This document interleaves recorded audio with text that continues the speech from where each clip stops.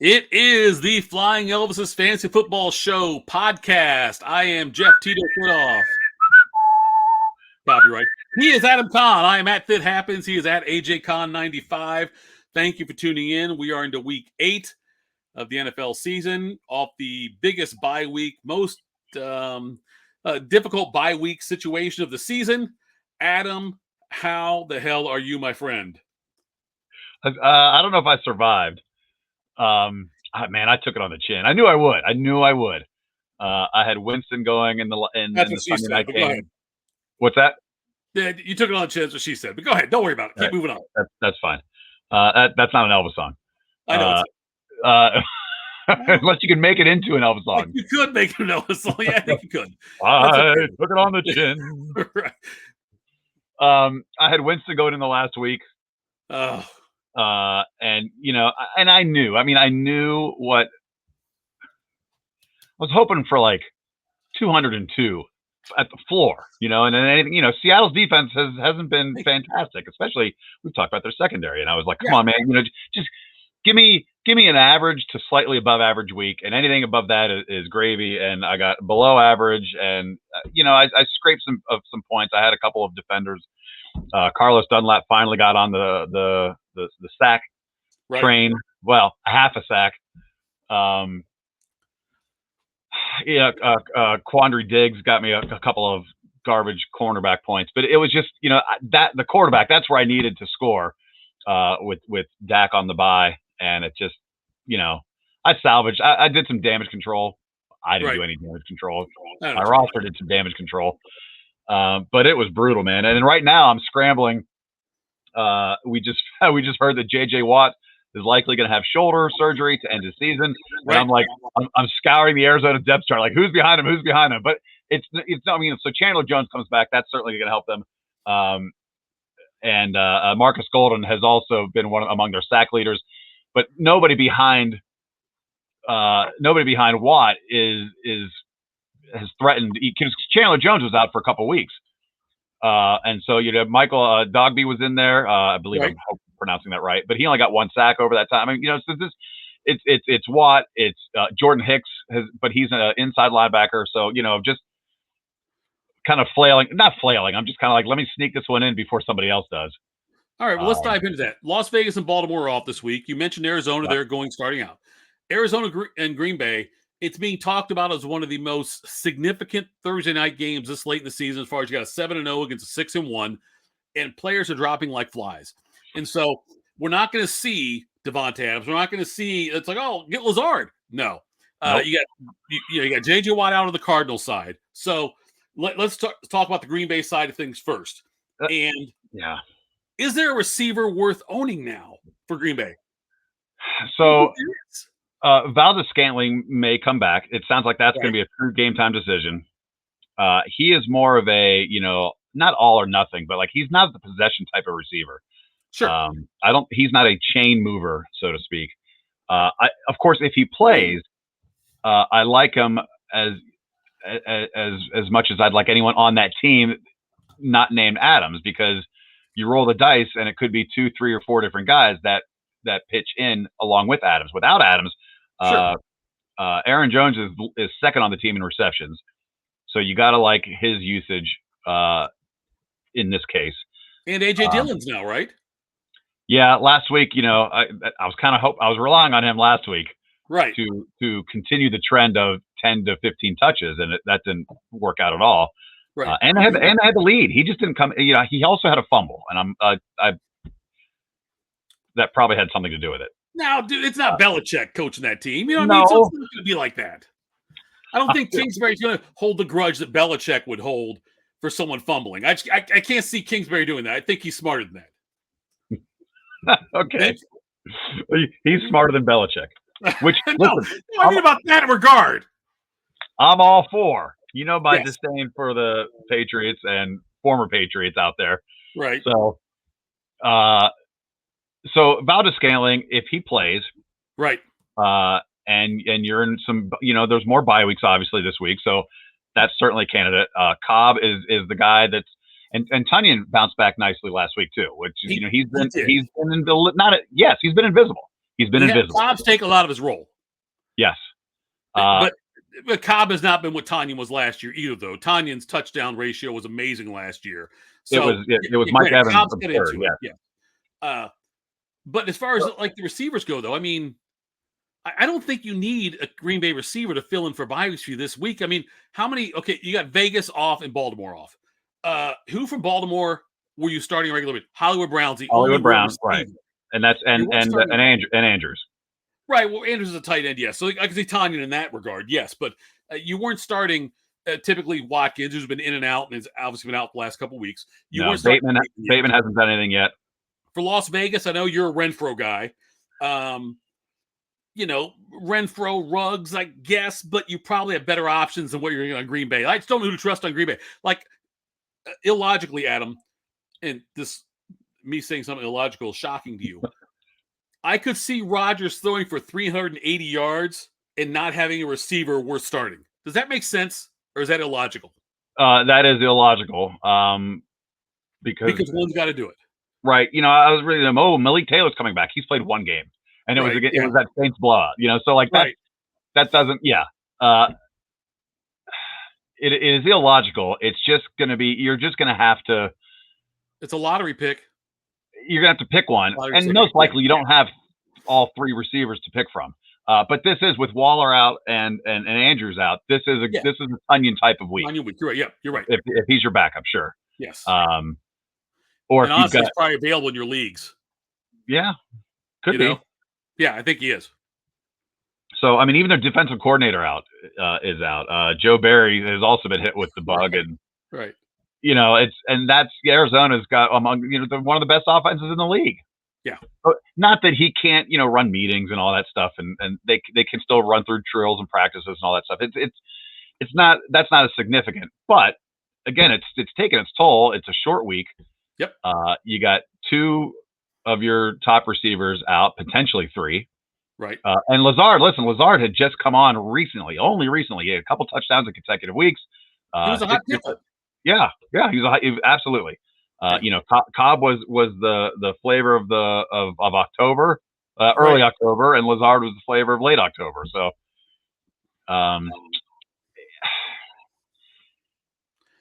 it is not. Rodgers could still have 300 and some yards, and a receiver not have 100. It's possible. Sure, but those receivers, the two that we mentioned, if Valdez-Scantling plays, those two are worth playing. You just have to lower expectations. I think that, and Arizona's defense is no slouch. It's not like I think you're throwing a dart. Any Green Bay receiver you start, I think you're throwing a dart's what you're doing there. I really think it's. I don't feel confident starting any Green Bay receiver. That's not to say one is not worth starting, because at the end of the day, one probably will be worth starting. But I'm just saying, going into the short week like this, I don't trust any Green Bay receiver. And I hope you have better options. Like I don't want to have to start a Green Bay receiver this week. Sure, but you're not going to bench Rodgers. You're not going to bench Rodgers. You're not going to bench Jones, and you're probably going to start Dillon. Maybe it's not like you're like you talk about the teams. Baltimore. It's not like you were rushing to start any of their running backs. Yeah, right. And Las Vegas has had Drake's come around lately for sure, and Jacobs is. I think that's a clear split running back tandem right now. But you're still playing them as flexes in many leagues. But it's not like you're not losing a lot there. Sure. So I'm not sure Dillon cracks a lot of starting lineups this week, especially with the reaction from last week's numbers. Okay, let's flip it around now to Arizona. And who aren't you starting? Right? Well, I don't. Maybe Chase Edmonds. Chase Edmonds is probably the only one you're thinking about. I mean, you're starting Murray. You're starting Connor, and Connor certainly's got the touchdown. And look, the snap share, the touch share is still closer than I thought it'd be this late in the year. Right. I thought Connor would be a goal line back and Edmonds be the bell cow, but really it's been pretty close to split with those two guys lately. So you're probably starting both of them. You're starting Hopkins. where else are you going then? Like the Green Bay receivers after Hopkins, Arizona receivers, which one do you trust the most? Is it now AJ Green? I mean, look, I think Zach Ertz is a must start as a tight end. I'm fine with Zach Ertz. Yeah, I mean, he only had the 3, but one was a big one. Right, one was a big one, and so I'm okay with Ertz, especially when you say Waller and Andrews being off this week. I'm absolutely okay with saying Ertz is a must start. Well, Edmonds is second on the team in receptions. He's got 27. Right. Obviously they don't go as far. But he doesn't have any touchdowns this season. So if you are in a touchdown dependent league, I guess that's where I'm drawing the line on Edmonds. It's got to be market correction though, doesn't it? I mean, he's not going to go the whole year with 0. No, understood. But you have to go with what's working. So if you're in a touchdown dependent league, if you're in a yardage league, I think Edmonds is an okay play. Right. And especially PPR. Sure. I think he's a good flex start. After that, you're right. So Kirk started the year hot. Excuse me. Kirk is second on the team in receptions. Sure. Yeah. Edmonds is third. But Kirk has slowed down a little bit. AJ Green's starting to come around now, right? Yep. So he is. Rondale Moore he's right in there. Like they all have that between like 20 and 30 receptions. Moore, Cook, and Green. I don't know which one. You may as well make it a poor man's Tampa Bay, because I don't know every week if it's Evans, Goblin, or Antonio Brown when they're all healthy. I don't know if it's Green, Kirk, or Rondale Moore on the Cardinals. Right. I have the same dilemma with them as I do with the Tampa Bay receivers every week. Granted, on a different level, but I'm just saying the 3 of them, they cause me. I spend way too much time considering which one of the 3. And in all likelihood, end up, I don't want to make that decision. If you're going off trends, right? AJ Green has for the last 5 weeks has at least 66 yards. Right. Okay. So and 2 touchdowns. Sure. And he's been able to have a higher impact on that team. Now, yes, Zach Ertz. That plays a factor for sure. I think this hurts more than anybody. More? Yeah. It hurts more? Uh-huh. Okay. Yeah, I think he still is 3rd, 4th on the pecking order as just from the position point of view.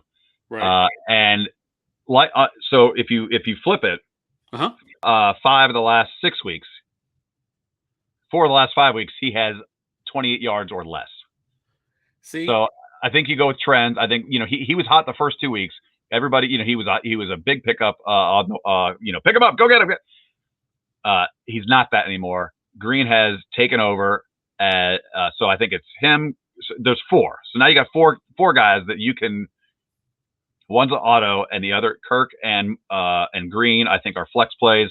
Right. And Ertz is now kind of like I think he cracks the top 12 most weeks. Too. And Rondale Moore's on the outside. Yes. Edmonds, if you're in and again, touchdown dependent league, right?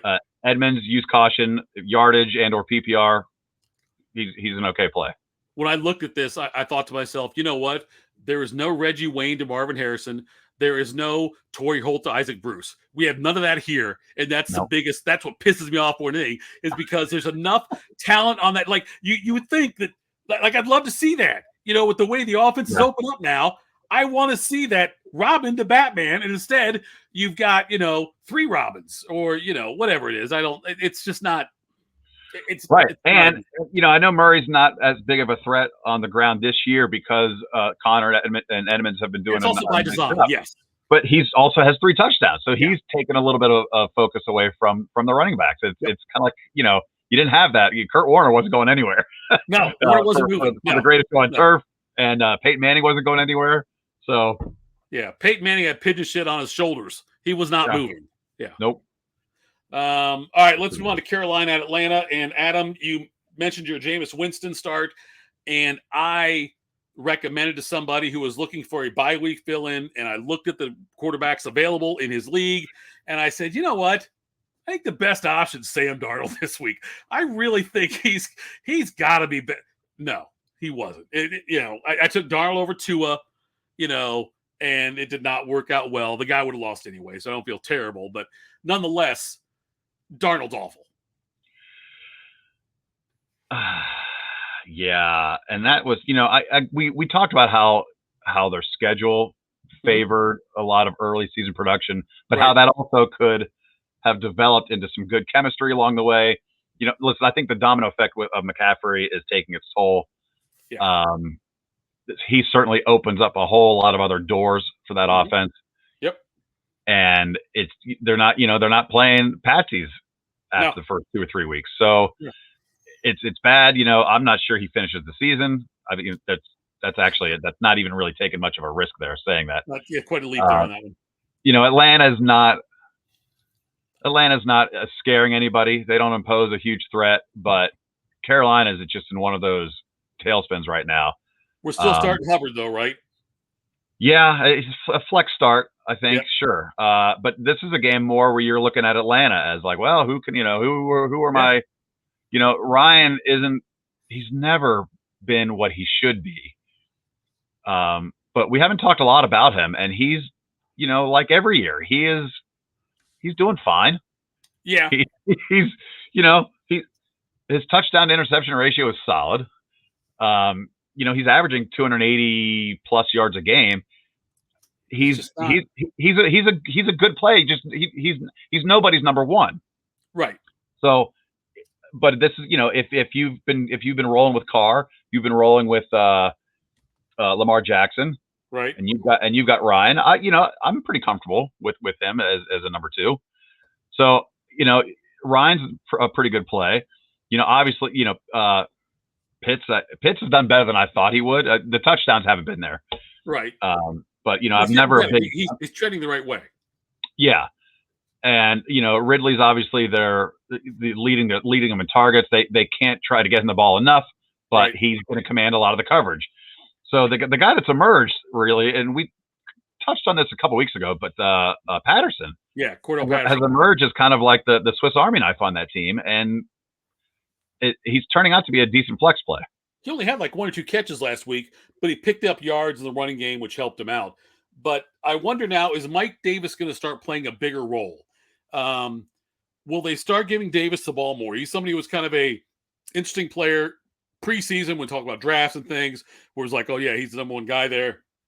He finally got his chance to shine in Carolina last year. And I think there were lower expectations for him, but still, I think people expected more out of Mike Davis. And I wonder if this week against Carolina, where Atlanta may have trouble moving the ball through the air because of Carolina's defense, if maybe they're focused more on the running game and Mike Davis, I'm not saying he's a start this week, but I think Mike Davis has a better week this week than he's had in a while. I can get on board with he'll have a better week. Yeah. But he took a significant backseat to Patterson. Sure. Patterson, yeah. Last week, which was not. It was surprising. Patterson's never been like a 16 carry guy. Right. He's always been like a 4, 5, 6 carry guy with 4, 5, 6 receptions. And I Curtis think Samuel. What's that? Curtis Samuel. Yeah. Kind of like that. Some of they use the running game a little bit, but primarily the passing game. Yeah. So, but 2 weeks in a row, he's gotten 14 carries. Right.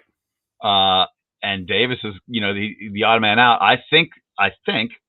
Listen, they've got 2 wins in a row, also, and 3 of the last 4. Yeah. The resume is not impressive. It's Miami and the Jets and the Giants, and they lost to a not so impressive Washington team. Right. So this is another one of those games. Like you look at it on the TV, like if you're in one of those coverage areas, it's kind of in between. You're like, oh, I get this game on Fox. The Falcons in Carolina. Right. All right. But hey, if I'm starting Patterson, I'm like, all right, cool. I can at least watch Patterson. So anyway, I like Patterson of the 2. So do I. No, I agree with that. I'm going to go with the trends right now, which is Patterson. I'm just saying, keep your eye on Davis. I think Davis gets more work this week. I still agree with you. Yes, Patterson absolutely is the guy I'm starting over Davis. No doubt. Imagine if you lived in like Harrisburg and you were and you had to get the Baltimore Washington market. You had to watch this, and Baltimore's on a bye, and you're stuck watching Washington and Carolina. Right. Well, Carolina, Atlanta, yeah. Them too. Okay, Miami, Buffalo. All right. So this is all bad news for Miami. It absolutely is, yes. There's only one guy you can start in this game. Who is it? Who is it? There's only one right answer. I'm asking you. You're probably going to say Jalen Waddle. That was not who I was going to say. Who are you going to say? Come on, man. What? Miles Gaskin? Tight end, man. Gesicki. Come on. With just, I don't know. I don't trust Gesicki yet with Tua, and I don't trust anybody in Miami's offense. I really don't. And Devontae Parker coming back, it kills Waddle's value because Waddle was great when he was out. Gesicki was better when it was Jacoby Brissett. I know Gesicki's looked better now, but there's no one I trust on Miami's offense against Buffalo. No one with a capital N-O. You're not going to get any argument out of me. This has like 40-0 written all over it. God, it's going to be ugly, isn't it? Yeah. Like negative points for Tua. Right. I think so too. I think it's going to be awful for them. All the talk about the Deshaun Watson potential trade, all these things. And, Tua's going to come out and say, I know it's my job. No, it's not necessarily your job, buddy. If they decide to get Watson, they're going to get Watson. So it's not your job no matter what. So it smells of desperation. It feels like it's 1:45 a.m. Last call's coming and he's grasping at straws. So have you picked up Watson in any of your leagues? No, I haven't. And that's another debate probably for another time, Adam. It's like, part of me, I wonder if at any point though, no, listen, I wonder about at any point though, like if you have any kind of a moral compass when it comes to the guys you get. Maybe you don't care, maybe you do. All right. From a football perspective and taking into account. Yes. So if you take that, if you take out the moral compass. Right. Morality thing. Right. Because you do still have to consider whether or not he's going to play, whether or not the league. Risk. Yes. Right. And you have to consider what team he goes to. Is he that much of a factor when he hasn't been practicing with any team? He hasn't had any training camp or preseason. Right. Is he going to for example, Miami or Carolina, because he's been linked to Carolina too. Carolina said they're not pursuing him, though. I understood, but I'm talking about the teams the two teams that have been linked to him are those two. Right? Is he that much of a difference maker, where he elevates someone like Gaskin or Waddle or Parker, Gesicki, those guys? Yeah, I was thinking about Carolina too, because I mean. They're struggling hardcore too. Robbie Anderson definitely is. Yeah, I mean, DJ Moore. Okay, he's the best name on that team, but everyone's playing well below standard. So, Adam, when it came to picking him up, are you excited about anybody on that team, including Watson, if he goes to either one of those teams? No, I haven't seen. Look, I haven't seen the guy play. Like I say, he hasn't been practicing. And maybe he's in great shape. I know he's going to the facility and he's supposed to be working out and all these things. And so I have to believe he is staying in shape. But there's something to be said for facing live bullets. And the fact he hasn't done it for so long, and then you drop him into another situation, all this other stuff hanging over his head with the legal stuff, I'm just not convinced he's worth a roster spot. Now, if say my roster is, I got my roster set and I've got a guy there on IR who may not play again this year, might play in 4 or 5 weeks. If I've got a dead spot on my roster, I would consider him. Yes. Now, you and I are, go ahead. You and I are in a league, each separate leagues, but very similar roster, right? Where you can start 2 quarterbacks and you potentially carry 4 quarterbacks on your team. Is that a league where you consider stashing him? And as a just in case, what like you're 5 and what? How many weeks are we into the season? This is week 8 coming in. You're 3. Let's say you're 3 and 4, and your quarterbacks are a weak link. Like you're rolling the dice on him. If you're 5 and 2 and your quarterbacks are not your weak link, I get it. Okay, you're in a 10-team league, 2 quarterback league, and you've got a potential. Baker's one of your quarterbacks, and that shoulder's not looking better. There. But in your 8-team league format, you're in with where you might carry 4 quarterbacks. My 1-10-team league where you're going to carry at least 3. If the guy that's on my bench that I'm not using is Sam Darnold, then yeah, I'll take a flyer. If it's Matt Ryan, no. If the third guy is Carr, no. If the third guy is Fitzpatrick or Heineke, yes.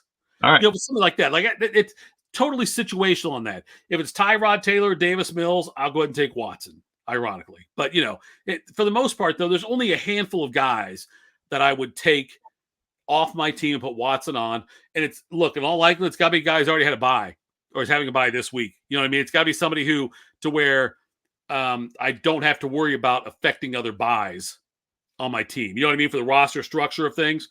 If my three guys are, Brady and say, I'm trying to throw this out there, Brady, Roethlisberger, and Kyler Murray. Okay. I'm not making the move. Yeah. Okay. But for Buffalo, then it's so same cast. I would just to answer my own question. I would. So like I've got Russell Wilson down, and I've got Carr. I've got Carr and Mac Jones and Baker in. You start two. And right. So at this current state, especially if Russell is out for into November, right? Well, we are into November, but I mean like into late November, like the Thanksgiving type of thing. If he's not coming back to like week 10, week 11, week 12, I'm probably gonna have to jump on it, or at least consider it. Sure. Well, I don't know if I do that. I don't know if I do that one, but okay. Let's slide over to the Buffalo side of the ball. We know Josh Allen. This is like Arizona. Who aren't you starting? Yeah, you're right. It is like that. You're right. Against Miami this week, yeah, who aren't you starting? Both running backs are going to have big games, I think, and get touches inside the red zone, opportunity to score. Josh Allen's going to be great as usual. I expect a big game out of Stephon Diggs. Dawson Knox out, so I don't really trust any tight end position there in Buffalo, but you are going to start Diggs and Sanders and Cole Beasley. Done. Next game. Well, I mean, there's not much debate there. I think the only debate is the running backs with Moss and Singletary. It's just, I think they both get chances, though. I think like the game's so much of a blowout that I think that the Bills will give them both chances. This is a situation where I think both guys are going to get red zone carries. Red zone carries? You think for red zone carries? Yes. I mean, we know Moss gets those nods. Sure. Listen, I think Allen's a touchdown poacher himself. So, the last two games, Singletary has not been much of a factor on the ground. Only 5 and 6 carries. Right. He did pitch in with some receiving yards in one of those games, but it was minimal. Yeah. I think Moss is the one. It's no longer 1A, 1B for me. It is 1 and 2. It is. Yes, it is 1 and 2. I agree. It is 1 and 2 there. No doubt about it. It is. I just think this is the week when you look at the blowout situation, which is why I think you'll see Singletary get more touches as usual. But all right, I can see that. Now, listen, it's not like Moss has had a ton of carries under his belt either. Right. It's not like he's bell cowing it over there. Right. I just made that into a verb. Bell cowing. Yeah. Good for you. Yeah. But again, so yeah, if you've got some bye week issues, again, not much of a factor with Baltimore, but right. If you lined up some Bills with your Raiders, I can see it. Another game with a lot of futility, San Francisco at Chicago. We saw how bad the 49ers offense looked on Monday night against Seattle. Seattle is not a good defense. San Francisco, I still like Elijah Mitchell, but I don't trust anybody else on San Francisco's offense anymore. I don't trust any of them anymore. You're going to play Kittle. I get it. Yeah. You're going to play Samuel. Debo's strong. He had a good game. I know, but I still I don't trust. I'm not. Samuels will start because he's of his name more than anything else, and because of his potential, not because of what he does on a consistent basis. Because that entire offense in the passing game is inconsistent. So, although Samuel had 7 for 100 and a touchdown, I know on Monday night, I get that. I'm just saying that if you look at his body of work this year, Samuel is underperformed. Okay, I think Samuels will start. I'm saying, you're gonna start him. Yeah, you're gonna start him. And it's not. So I want to kind of get into the Garoppolo. I mean, he spent several weeks off. Right. Did not look particularly strong. One of the interceptions was late. when they're in kind of comeback scramble mode. Right. It wasn't. I think the fumble was actually more detrimental than that last pick. That last pick, at that point in the game, it was already a 2-score game. Right. So, I'm willing to kind of see this against Chicago. Actually, Chicago's defense has kept games somewhat respectable. I agree with you on that. Yeah, I think so. You're right. This could be another one of this could be a bit of a stinker. 13-10, right? For the network. That again. Yeah. So yeah, very few players. You may go defense, right? San Fran. Sure. Oh yeah, definitely. I like San Fran's defense against Chicago. I do.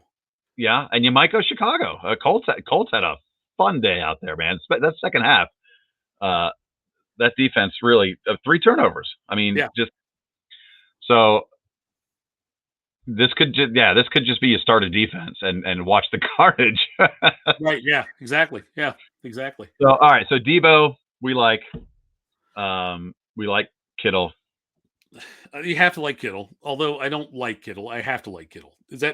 Look, I'm not in love with Kittle. I like Goddard more than Kittle, but we'll talk about Goddard later. But whatever, you're starting Kittle. I got it. The Bears now. Do you have any concern that he hasn't played in? However many weeks. No, Kittle, because he's coming back from the calf injury. Right. Yeah, I've got a little bit concerned that he's going to get targets. I'm not sure it'll be completions, but he's going to get targets. I'm not sure he comes back for this game. He might not come for this one. I thought he was leaning towards this game, but I could be wrong about that. I haven't looked at it today. All right. So let's backtrack for a second. Yes. Let's assume Kittle doesn't play. Okay. And it's Samuel. Yes. Samuel's only one. Correct. Yes. Okay. Yes, I agree with that. Yes. And Mitchell, meh. It's Mitchell. You're going to play him based on the volume for him, also. You know what I mean? Like just based on how many carries Mitchell's going to get, and he showed again last week, had 100 yards and all of that. Kittle said that, by the way, he expects a return of week 9, so not week 8. Week 9 is when you'll see Kittle come back. So I'm going to go ahead and say you're not going to start Kittle this week. Good call. That's guru right there. That you're not going to start Kittle this week. You are going to bypass him in week 8. So I thought Kittle was, I must have my week wrong. I thought he was coming back in week 8, but I guess it is week 9. So Chicago side. No. I think you're right. No. I keep waiting for Justin Fields to have the offensive line is just so bad there. And I can't believe they have 3 wins. I can't believe it either. It's just the offensive line is so bad, dude. It is so bad. And you've got talented receivers in Robinson and Mooney, but you can't trust anyone in Chicago's offense. All right. You really can't. So based on what the Colts were able to do against San Francisco, are you taking a stab at Khalil Herbert? I don't think there's enough bye weeks for me to have to take a stab at him. I guess if you're really desperate, then okay. But I hope you have better options than Khalil Herbert. I just don't. I know he's going to get the volume. He's going to get the volume, and I get that. But I feel like this is going to be a 1970s game where it's going to just be a lot of bad passing and a lot of regular running. Are the defensive linemen going to have like big clubs of tape all over their hands like they used to have? I think you'll see Stickum from one of the cornerbacks. I think that they're I think you'll see. I think it's going to be that's what I hope to see if I have to watch that game. If that game is forced down my throat, which I believe it is, by the way, in the Columbus market, it is. I believe the CBS affiliate is picking that game up. I'm sorry, the Fox affiliate is picking that game up here locally in Columbus. So I hope. I haven't looked at the weather. I hope it's awful weather and rain and wind and mud. Although I don't know if Soldier Field is Soldier Field grass now, or is it turf? I think it's grass. Anyway. Even if it's not grass, I hope there's still mud there that someone brings in. But that's what I want to see for that game. But because there's nothing there I like. Nothing. Hang on a second. You got breaking news on if it's mud or. The breaking news is San Francisco at Chicago, Fox, locally, 1 p.m. I told you it's the Fox. I looked already, dude. It's so bad. It's the Fox game this week. Yes, it's a Fox doubleheader week here locally. And the other game is going to be Tampa Bay, New Orleans, and we'll get the next game is what we'll get on CBS here locally, which is the one we are most interested in: Pittsburgh at Cleveland. And Baker Mayfield is trying to play. I don't think he will, but let's start on the Steelers side of the ball.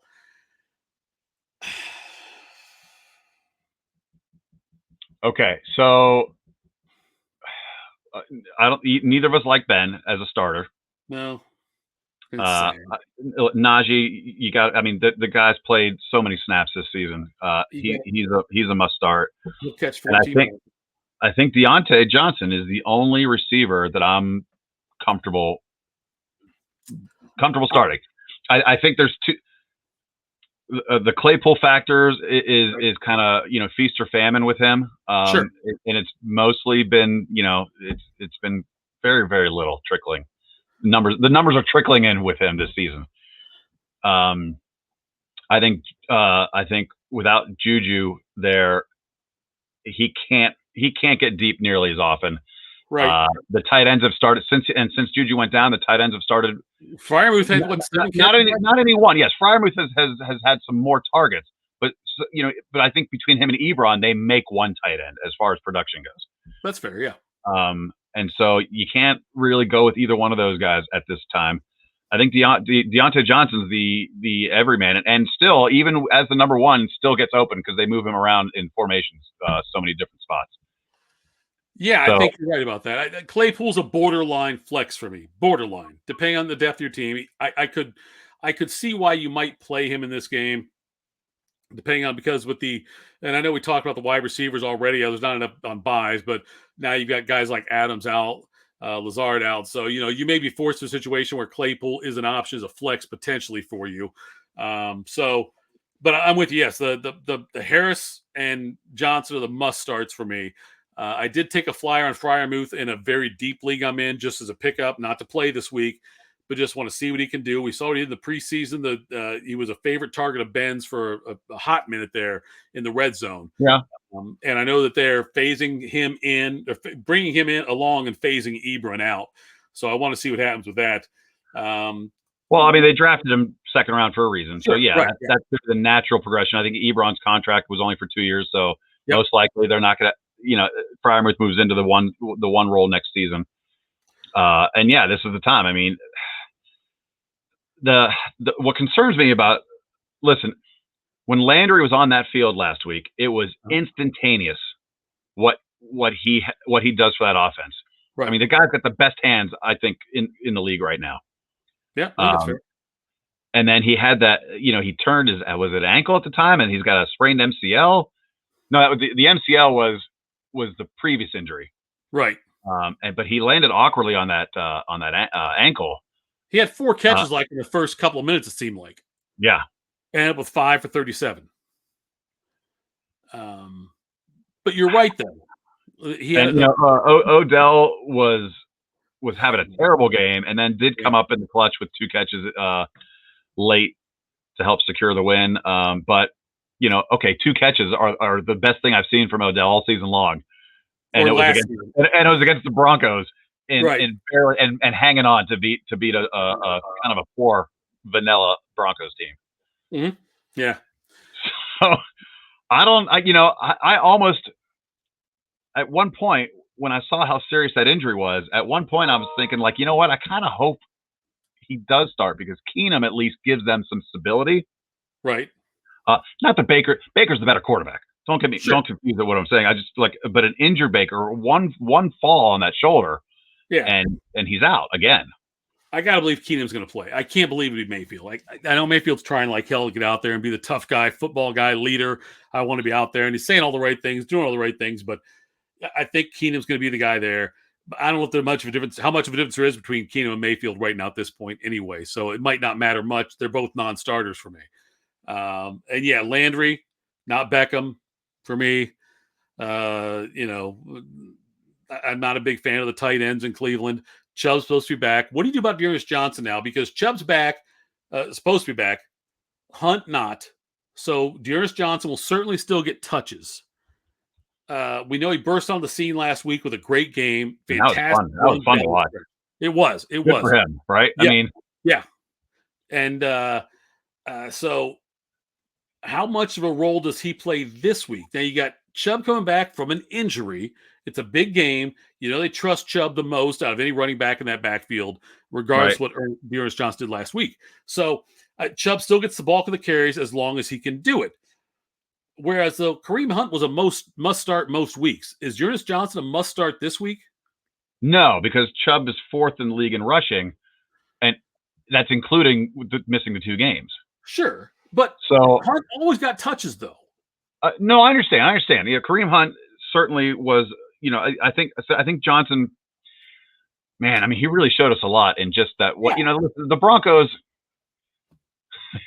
This is one of those like early season schedule. Like they looked really good because of their opponents, and then they played the Texans, right? Right, and then and then Najee Harris had his first 100-yard game against them. So, so I don't think there are enough bye weeks where Johnson is a must flex play. See, I think he's a must flex just because I think that Chubb's not going to get Chubb's percentage of touches is not going to be that much higher than it used to be. I don't think. I think you're going to see Dearness Johnson out there as much as Hunt would be, if not as much, damn close. And so I think that the volume that Johnson's going to get is going to warrant him to be a start as a flex this week. I think Chubb is a must start, but I think Hunt is also a must start as a flex. When you consider that against the Pittsburgh defense, which is 12th in the league in rushing, has been a little loose in the middle lately. Yep. Alex Collins tore him up for a good quarter. Yeah. But by and large, they're a bend but not break defense right now.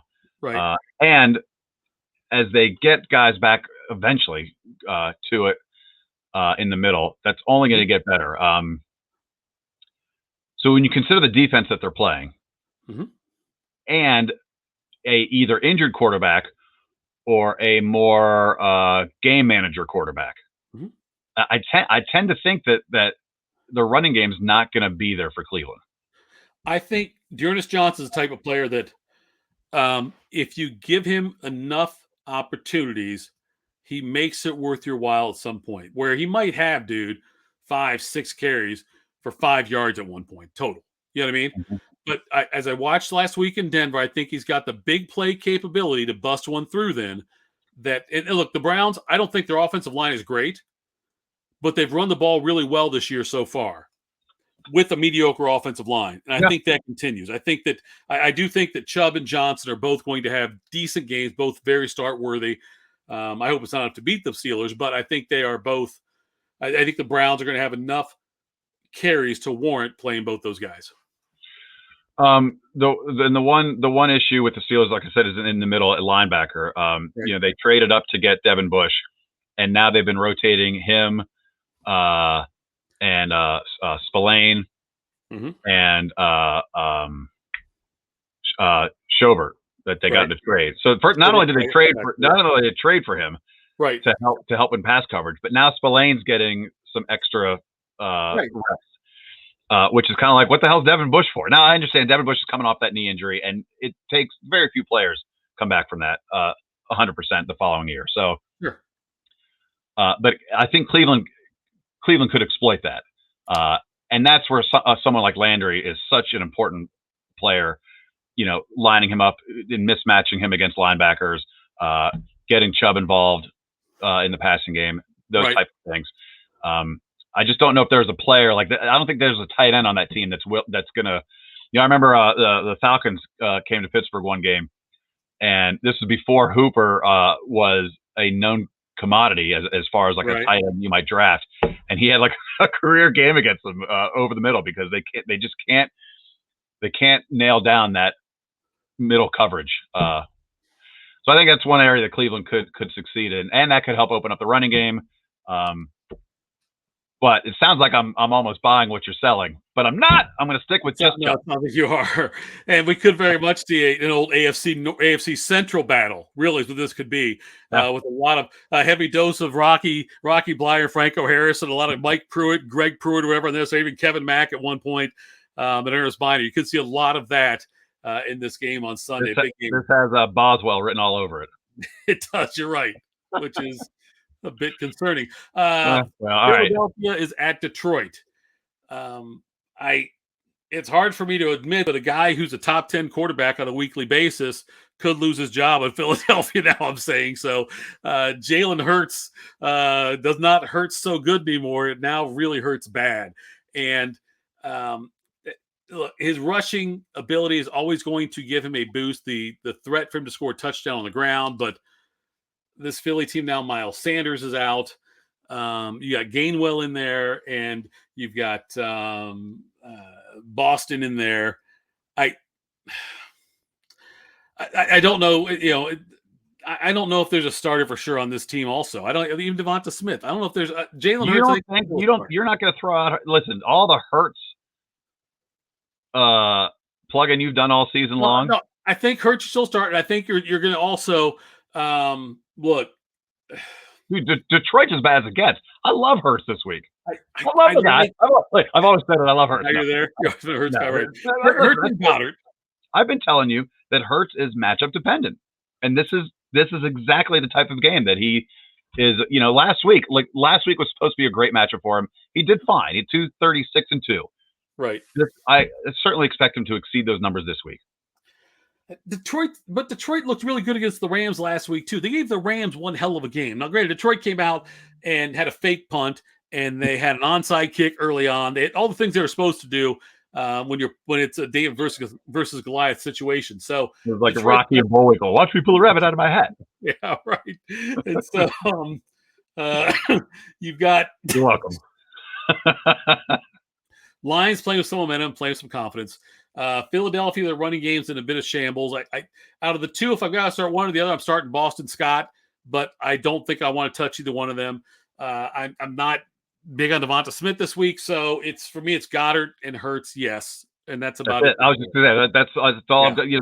But the problem again with Philadelphia is you don't know which receiver. Devonta Smith has not had the splash that he had early in the season, so you're just not, And again, that's not a high-powered offense. I think it's just going to have to be. They're going to go as far as Hurts can take them this season, until they can get him better line, better receivers, better. I mean, listen, better everything, right? Because Miles Sanders, he's only averaging 9 carries a week, but he's getting 5 yards a carry, and it's a little puzzling. Like we've talked all year long how we don't like him because he's not that much of a factor in the offense, but it's not for lack of not like production. Well, the law of averages say that he should be a better running back because if you give him more touches based on the production, he should give you better numbers. Now they're not they're not a big line them up with 2 tight ends and a fullback very often in the red zone. So so touchdowns are always going to be a little challenging for him. But he's out this week, so it's no. I understand. I'm just saying that because they don't trust him, they don't give him the ball enough for me to get on. I'm going to plug in the backup. I'm going to plug in Scott or whoever is like Scott and Gainwell. And by the way, they also have they just signed Jordan Howard to the practice squad. Well, is that maybe he'll have like a Peyton Barber type of game this year? It's certainly possible, but no one's going to go out. Damn it, Jordan Howard's out there. How we not get him? Right. No one's going to go out and and plug in Gainwell or Scott or Howard, because if Sanders is their guy, 4.8 yards carry. I said 5, 4.8. Right. No touchdowns. There's not enough fantasy impact for me to run out and get a Philly running back, and yet their yards per carry as a team is very good. Sanders is very good. He should be a larger factor in the passing game, but he's not. Right. So it's Devonta Smith has been. If you have to start a receiver, it's him. Goddard numbers should continue to increase without Hurts there. And this is one of those weeks where Hurts is a strong play. And next week or whatever, whatever the schedule is, I'm sure I'll talk him down and say, no, you don't want to do that. Top 10. Right. This week, the ball,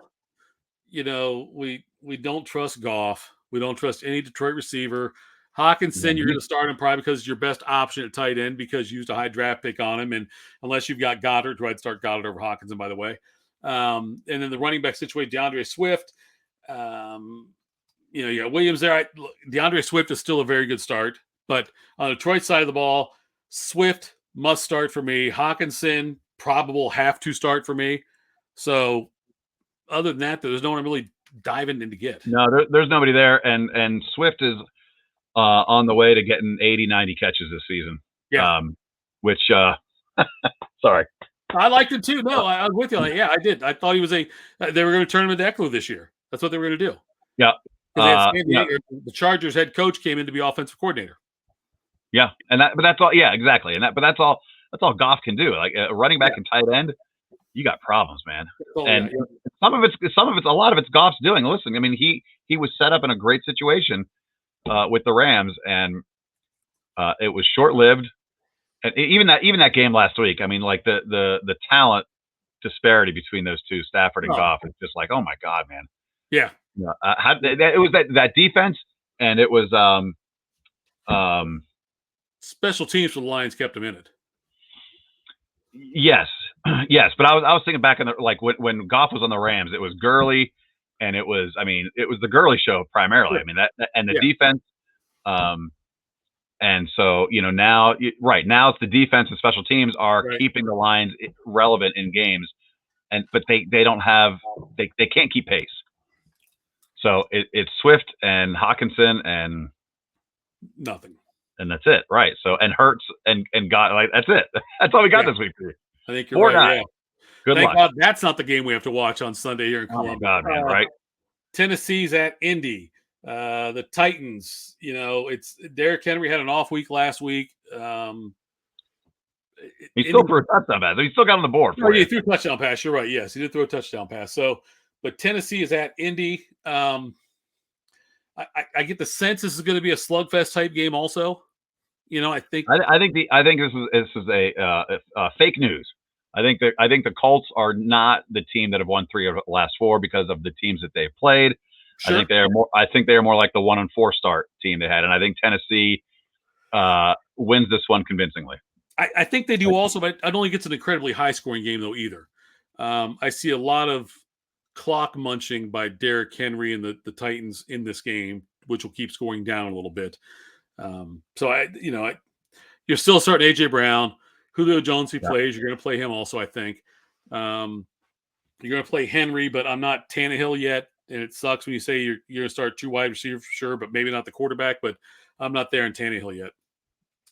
If you make Wentz have to beat you, it's not going to happen. I think they absolutely need Jonathan Taylor to play the way he has been again. But I think it's just situational. I think it's just because of the level of talent on the other side of the field. I think Henry had a $113 against them in their first game. Right. Tannehill didn't have to do too much, but he ended up with 3 touchdown passes under 200 yards. But that was just because Henry set him up all day long. Yeah. And yeah, you're right. I mean, AJ Brown, welcome back. It's took a while, but we got there, and sure. And so I think it's Brown, Henry, and Tannehill's not a must start, but Jones, right? But he was drafted much higher this year based on his previous year's production. So he may still be your number 1. Which not great, but doable this week. I think it's still an okay play. For Indianapolis, you have to start Jonathan Taylor and just hope that he gets 15 plus carries. Receivers are still sketchy. Pittman is still the best option though. Yeah, he's the best option out there. And Wentz is coming off some good games, and so you never those games aren't usually blowouts. I'm not saying when I say Tennessee wins convincingly, I don't think it's going to be a blowout, but I just it's going to be 10 points. There might be some ebb and flow in there somewhere, but I think that eventually Henry, grinds it out. They'll have, like you said, they'll have a 6, 7, 8 minute drive late, just kind of let the air out of the tires, and Wentz isn't going to amount to much at the end of the day. I agree with that. Bengals at the Jets. On the Bengals side, I mean, Mixon's going to have a big game. You still like Burrow, Jamar Chase, Figuring all over it again, and T. Higgins, right? I mean, all those guys are. Tyler Boyd's been a huge disappointment. So I hope you don't have to start him. I just don't believe in Tyler Boyd yet. He might have a good game this week, but I don't trust him yet. This is another one of those games where the number 2 running back gets some extra carries. Perrine actually split carries last week with Mixon. Right. Had himself a touchdown. It was kind of like, oh, what's going on here? Is Mixon not 100%? What's right? And when you have the Jets, and considering how poorly they're playing right now, it could be an opportunity to rest starters. I don't see Tyler Boyd, not because listen, in other matchups I could still see starting Tyler Boyd. But this isn't one of those. This is one of the games. I mean, I don't know if even Jamar Chase is gonna and Higgins are gonna live up to their standard based on previous weeks, just because of how the score might play out. Cincinnati's defense also a great play. Go against Mike White and the Jets. Mike White is the quarterback of the Jets. I don't know where Mike White went to college. Do you have any idea? Nope. No idea where Mike White went to college. The only Mike White I remember used to be a coach for Illinois back in the 80s, I think it was. But yeah, Mike White is now, they picked up Joe Flacco in a deal, which is not going to play into anything this week. But Mike White, by the way, is a 3-year not a difference maker. A 3-year veteran out of Western Kentucky is where he went with the Hilltoppers there. So that's where you've got Mike White. But yeah, no one on the Jets we're starting. No one. 0. No. And they will not. He will not be a Bengal topper this week. No, that wasn't very good. It wasn't my best effort, but it really wasn't. But we'll let it go. That's a great way to end that part of the segment. Let's move on to the next blowout of the week. The Rams. Right? It's getting worse. But for the Rams now, we know you're starting. Obviously, you're going to start Stafford. You're going to start Kupp. You're going to start Robert Woods. You're going to start Henderson. Are you starting Higbee or Michelle? If Michelle plays, Michelle's dinged up. If Michelle plays, this is not a start for him either. I agree with you on Michelle. Higbee? With 2 tight ends being off. Or Van Jefferson? Yeah, I'm going with Jefferson. Yes. Yeah. It wasn't the most confident yes I've ever said. Right, yeah. But I'm going with the 3 wide receivers still. Sure. Yeah, I'll be there. I have no problem with Jeff Speak. All right, you got watch out. And so Higbee's been kind of, he's been kind of up and down. A couple good weeks in a row here. Right. 4 of the last 5, he's had good tight end production, what you might consider not like ace tight end, but he's getting 40+ yards a game. Right. But it's not sexy. It's not like he's got like a 75 in there anywhere with it, Sure. So I'm going to say no. I'm going to reverse that. I'm going to say no on Higbee, yes on the 3 wide receivers, no on Michelle, even if he plays. So Stafford, Henderson, and the 3 wideouts. And the defense. Right. And then for Houston, it's still just the Brandon Cooks show, right? That's the only guy you're going to start is Brandon Cooks. I'm still going to start Brandon Cooks. Well, this is a good, with the Ingram trade. Right. Obviously, we'll talk about what that does for New Orleans, but what does that do for Houston? Who is it David Johnson? I mean, David Johnson, first of all, David Johnson's done it before. He has been their number 1 before. Well, I guess it was more of it in Arizona, but he has been a number 1 before. Sure. And last year he picked up like 600-700 yards and 6 touchdowns, I believe. So he's had some experience in there as a starting running back. And so it's not new for him. And so is Philip Lindsay, though. And granted, Lindsay split carries a lot, but still Lindsay, though, has also been lead dog at some point. So I think they split carries. I think that they will ride the hot hand. I think they'll both get touches early on, and whichever one establishes himself, if he does, as having a better day, that's the one they ride more than anybody else. But so that's the But again, I hope you're not having to start those guys anyway. I hope your only choice is Brandon Cooks. But if you're in bye week hell and injury hell, and you got to start one or the other, David Johnson's probably the one to go with. But I think he and Lindsey are both being very close in touches when it comes to the end of the day. And David Johnson has a couple games with 4, 5, 6 receptions, Sure. so he can be a dual threat. 7 carries last week was the most he'd had all season long. Sure. Yeah, if you have to start one, I think he's the guy. Lindsey, I've never really. I mean, I know he had a one year good year in Denver, but right.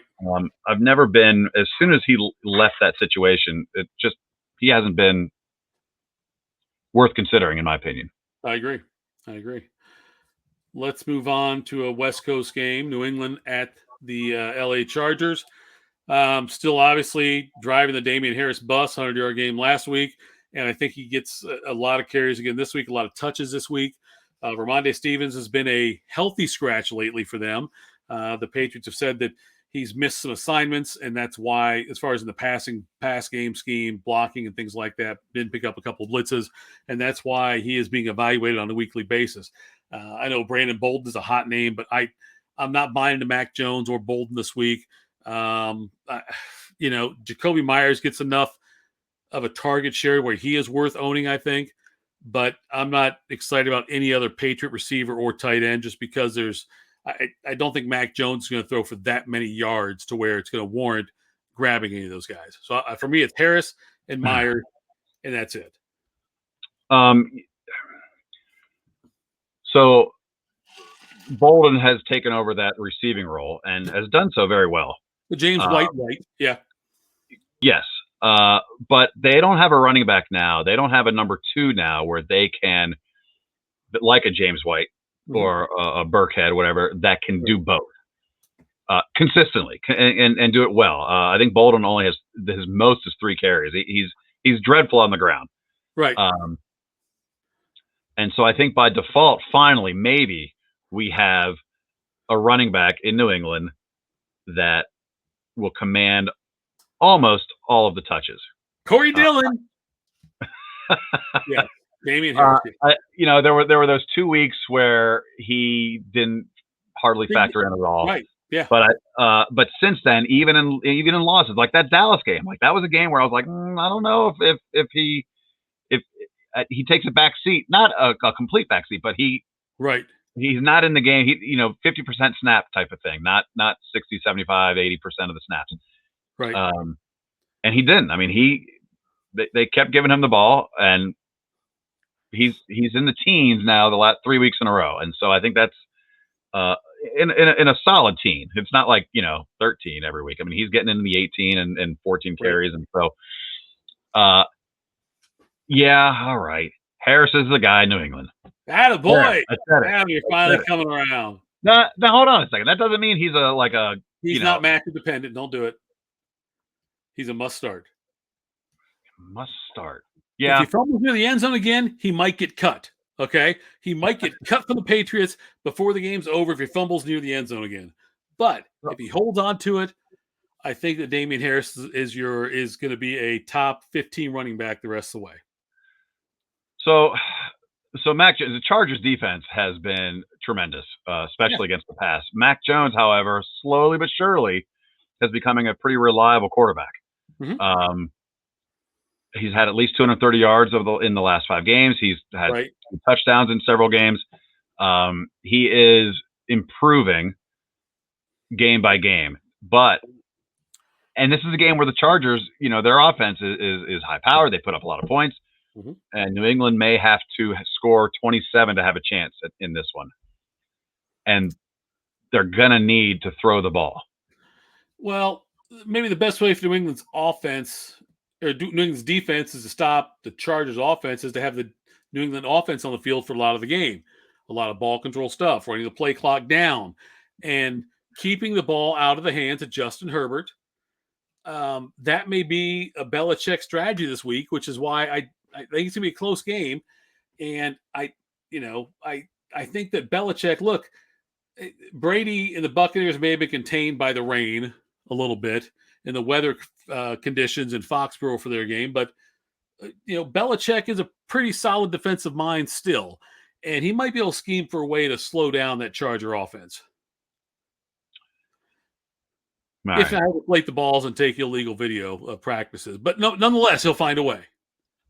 I'm glad you finally said it this season.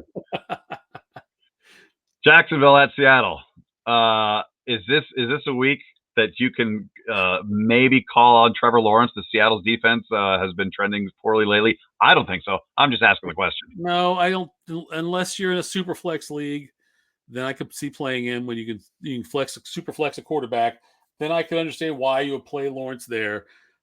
This is about the best matchup he's going to get, although still it's on the road. But Jacksonville's hot, baby. They're hot. Yeah. I lost a game in 2 weeks. Hot. So if Chris Carson comes back, how does that muddy up that backfield? Because you got Rashard Penny now back healthy. Alex Collins has proven it. They tried to run Penny his first few series last week. It didn't look pretty. Alex Collins comes in. He runs a respectable game. I would expect them to do that again, assuming Carson is out. But if Carson comes back, man, I don't know. Like it just, I don't want any of them. I don't want any part of any of them. I really don't. If Carson is out, you don't like Collins? No, I don't like. I don't trust any of the Seattle backs. Now, if Carson comes back, I can see making a flex play. If it's like, hey, he's full workload guy, I'm not convinced he'll be a full workload guy all season long the rest of the way. Even when he comes back, I think you'll still see them divvy up the carries quite a bit, especially when you got Geno Smith under center. So I'm not buying any Seattle running back this week unless they say Carson, hey, 100%. He's our bell cow guy. We're going to get him. Or bell cowing. Is that what you said it was earlier? If he's bell cowing. Oh, okay. Yeah. If he's doing that, then I can see starting him. Other than that, though, I don't want any part of the Seattle backfield. I don't know. I think Jacksonville's defense is generous enough where Alex Collins could be considered as a flex. Borderline. That's the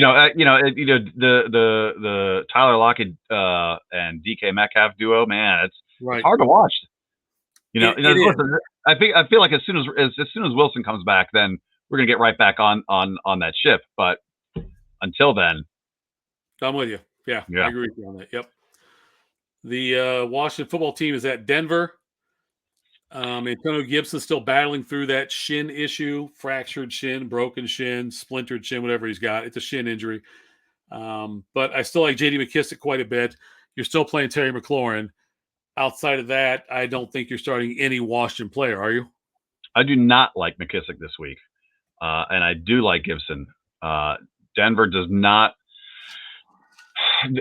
a pretty good job against opposing running backs in the passing game. This is also a game like Denver run defense has been much softer against better opponents. So I think Gibson, he's been playing and he's been, playing well enough. I mean, the situations they've had. I mean, think of the opponents that they've had to play the last few weeks. Oh yeah. That have taken him out: Saints, Chiefs, and Packers. That's a tough road. And so I think that Gibson becomes a bit more of a focus this week. McLaurin, yes, he's clearly their one. Beyond that, I'm not gonna throw any Ricky Seals-Jones at you or whatever. Whatever 3-name tight end is out there. And for Denver, man, I mean, it's hard to watch. I don't actually blame Bridgewater. I just think that he's running the offense that they've given him. Right. I agree. It's not. You've got better receivers. Jerry Jeudy comes back this week, so I'm interested to see how that plays. Hopefully, it helps open up the offense a little bit more. I'm rooting for Bridgewater. I mean, I just as a fan, I want to see him do well. But Fangio on the hot seat. Gotta be. Look, he's got to be on the way this team has performed, and the way the offense has regressed, which is hard to do after last year's team to have it still regress even further. But I like Javonte Williams. I still like Melvin Gordon, but the offense should be better than it is, and they should be able to find a quarterback. Look, if I'm Denver, I'm picking up the phone and calling Cam Newton right now. I'm just saying, just curious. You want to come out and play for a few weeks with us and see if he can rejuvenate something in them. But their season's probably over already, so it doesn't. Well, that's the thing. At 3-4, it's not over. It's close though. Right. Well, 3-4 is still attainable. You're 2 games out of a wild card spot. Mm-hmm. Which listen, we know Denver's not going to reach. But yes, I'm with you. Like it's not, but it's not Bridgewater's fault. Like I don't think Cam Newton's going to be able to come in there and light that offense on fire. He's going to have to run that same vanilla shit that they Sure. roll out there every single week. It's hard to watch. It's not a super talented offense, but it's got more talent on there, and they're just not using it well. Right, I agree with that. So anyway, you got me all upset. So let's move on. Where are we going to? Hey, New Orleans. We just talked about the Ingram trade a few minutes ago. Is it Zoom and Boom and Zoom again? Are they back? There. Look, not this week. It's not. Maybe after this week they'll do more of that, but I can't see Ingram playing much of a role for a week or two, probably with this offense. I think that. Look, I'm more concerned about when Michael Thomas comes back. When can't guard Mike is back there on the field, which should improve their passing game. It's hard for me to watch New Orleans offense because even though Winston threw those 30 picks for Tampa Bay a couple years ago, he's not even given the chance to be a downfield threat. He's not given the opportunity. They're running the ball and throwing dink and dunk passes. Well, like you said, though, that's the Thomas factor. I don't think they don't have a ton of weapons right now to be able to take a lot of chances. And Kamara's having to be the everyman. Yeah. I mean, we saw it firsthand, last week. So I still think Kamara is the must start there. Nobody else really stands out. Listen, I wouldn't be surprised that it's not like the offense has changed that much over in the last 2 years for New Orleans. Right. Breeze was throwing it underneath his last season. Everybody talked about why aren't they throwing? They didn't need to. I mean, they were doing a fair job, and that was when they had Murray back there, and they loved Murray was a great Mark Ingram, number two, a second version. Yeah. So I think Ingram can come right in and get those 8 to 10 carries this week. You think 8 to 10 carries? Yeah, I don't see why not. I really don't. I mean, yes, this week. All right. Let's flip it over to Tampa then. And Antonio Brown, very much in question this week. I don't think he's going to play. But you're still starting Godwin, Evans, Brady. You're starting Fournette. I'm not starting any of the running back for Tampa Bay. I'm not starting O.J. Howard. And if Brown plays, you're going to start him. Other than that, though, you're not going to play another wide receiver in Tampa Bay, right? That is true. Gronkowski was limited today. I don't think he's going to play this week. I don't think so, but just the fact that he's on the field, right, is a good sign. Yep. He's missed several weeks, so my guess is that's going to come down to a game time decision. Okay. And the closer you get to game time decision, the less likely they are. If you're on the fence Sunday morning, then odds are, I would certainly shy away from it. But if you're struggling at tight end, then I think you have to hang on for that word. It's a 4:25 Eastern start, so you may have to make a decision. You may have O.J. Howard right there in the queue, ready to fire in for Gronk if you're going to do it that way, right? I mean, because you need a tight end option for either the late Sunday games or Sunday night with Dallas, Minnesota, or Monday night with the Giants of Kansas City. So you've got a backup plan in place by the time this game gets close to kickoff. Yeah, but I'm assuming you don't have. You're not hanging on to O.J. Howard, in the first place. No, you might pick him up though this week as a safety net if Gronk doesn't play though. Yeah. So when I had Ertz as my number, well, I had to have it as my number 3 because Logan Thomas went out too. Right. This week it's not much of a debate. I've got Ertz and I've got Gronk. I'm going to play Ertz because I'm not going to wait around for a Sunday game time decision scenario. But if both games are at 4:25, who are you starting? And Gronk's playing. You're going to start Gronk. Okay. Yeah, you're going to start Gronk there. Let's slide into the Sunday night game, Dallas at Minnesota. Dak, first he'll be back. He's fine. He'll be back. To now it's like, well, he'll probably, and I think that's how they actually said it in the story, probably be okay, but we're not totally sure yet.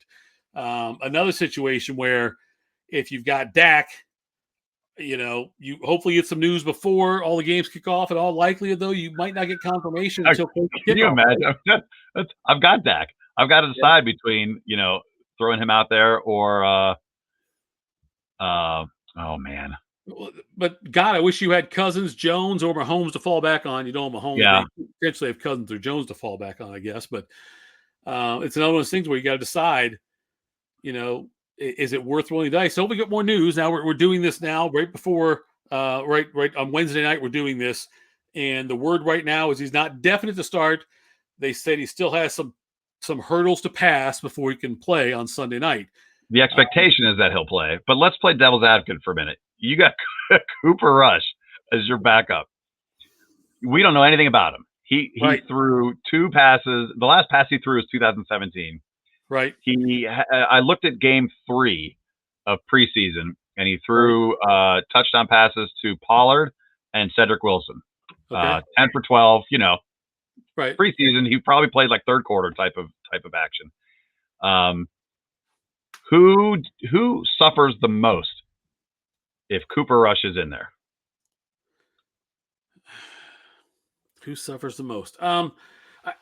Probably Zeke, because I think you're taking their passing game away, and I think you're stacking the box more if Cooper Rush is the quarterback. God, but it's going to hurt everybody though. It's going to hurt the entire offense. It's going to hurt Cooper. It's all right. Let's do it. Let's ask this question then. Who would you bench because of this? I'd bench Amari Cooper. Okay. If downfield passing, that timing's not quite there. Like that takes a little bit of rhythm. The most obvious answer is Dak. You're going to bench Dak if Cooper Rush is playing, but that's good call. Okay, that's probably beside the point. But Cooper, I'm going to bench him. I'm still going to play CeeDee Lamb. I'm still going to play Zeke, although I think his numbers will be lower. Maybe Pollard, I guess. Pollard's on the fence for me on that one, I guess. But you got to figure he's still going to get 10 to 12 carries, right? So yeah, I bet you like Dalton Schultz a little bit more. You probably do, but not that much more. I mean, really, okay. I'm an Dalton Schultz guy most of the year anyway. So if you're a Cowboys fan or owner of Cowboys players in fantasy, you pray to God, no offense, Dak is going to be the one under center there. Some offense. Taken. On the other side of the ball with Minnesota, Kirk Cousins will do what he always does. He'll be somewhere in 10 to 18 probably as far as production goes this week, to where if you start him, you're like, I'm glad I did. If you don't, you're like, well, he did just enough to make me regret it. I like him this week. He's got 38 attempts in 4 games this year. Right. This has that feel to it. Especially if Dak plays, this has a back and forth feel to it. And they're capable, Minnesota is, of getting into those type of. We saw it against the Panthers last week. They had 34-28. Seahawks, they put up 30. Like they're, and then you got weeks where it's like that Cleveland game was a clunker. So like they can play with seemingly any style depending on how the ebb and flow of the game goes. I think with Dak in there, it gets a little loose, and it could be fun. I mean, I think the Thielen is a must start. Jefferson. Yep, for sure. Cook, obviously. Yep. So it's just a matter. It's interesting because if Cooper Rush ends up starting, that kind of dumbs down the game a little bit, and then maybe Minnesota kind of falls into that. Pattern. If Cooper Rush starts the game, I think Minnesota gets better field position on a lot of drives, and they get more opportunities, either from interceptions or just pitting him back, and Dallas not being able to get a first down, and that gives more red zone opportunities for the Vikings offense. So I agree, it does dumb it down a little bit and simplifies the game, but I still think I still think Justin Jefferson and Adam Thielen are guys you're going to start. I'm starting Cook, and I'm not starting Madison. Madison's only great if Cook's out. Yep. If Cook's playing, then Madison's not as valuable. So we're going to wrap it up here with the Giants, the G-men at the Chiefs. The Chiefs. Kadarius Toney might be back, right? What's that? Kadarius Toney could be playing this week. Could be.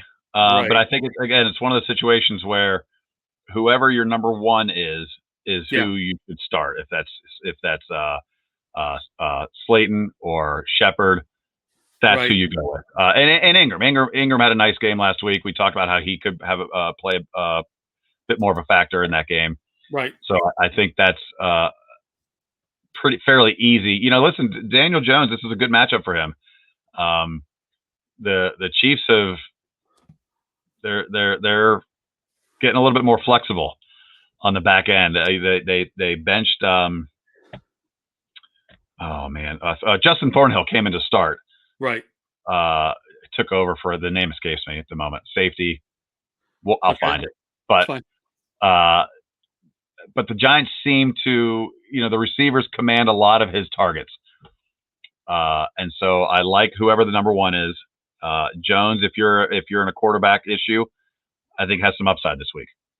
I think if you have your quarterback issue, may be desperate though to go with Jones, unless you're in a super flex league or 2-quarterback league type thing. Then I could see playing him, but I hope he's not the choice for you. Ingram is questionable, did not practice today. Shepard and Kadarius Toney, according to ESPN, were both dressed for practice Wednesday and went through stretches with teammates. Galladay is doing the same thing. All three of them are listed. All four of them, I should say, are listed as questionable. Saquon Barkley also questionable, doing the same thing.